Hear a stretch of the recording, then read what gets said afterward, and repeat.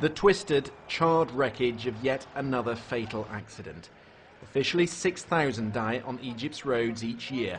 Many believe the real figure to be much higher. This was amateur footage of an accident just this past weekend, in which 16 people were killed, 4 of them children, as a minibus collided with a truck. Many of those caught up in this carnage are tourists.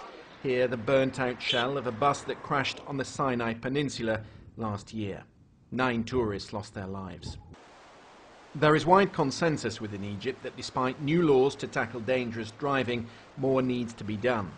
It's all too common to see cars like this one driving the wrong way down a one-way street.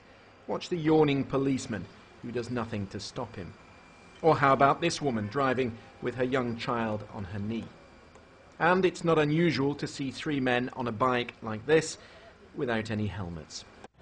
This flagrant disregard for the highway code makes life perilous not just for drivers, but also for pedestrians. You could never, for example, safely assume that cars would stop on a pedestrian crossing.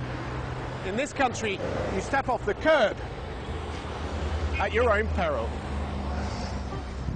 And by bribing a poorly paid policeman, it's all too easy to hide from the law.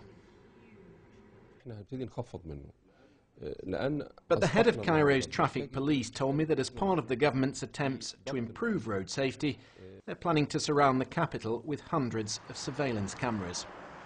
Some of this technology is already in use on the outer roads, where new squad cars have been fitted with mobile radars.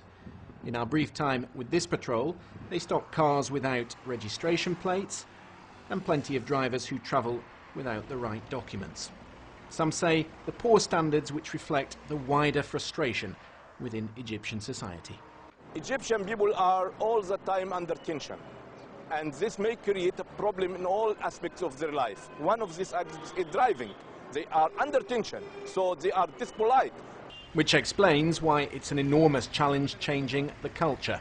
This is a country where drivers would even ignore an ambulance with a wailing siren, which begs the question, how many more die on the way to hospital trapped in Egypt's notorious traffic? Christian Fraser, BBC News, Cairo.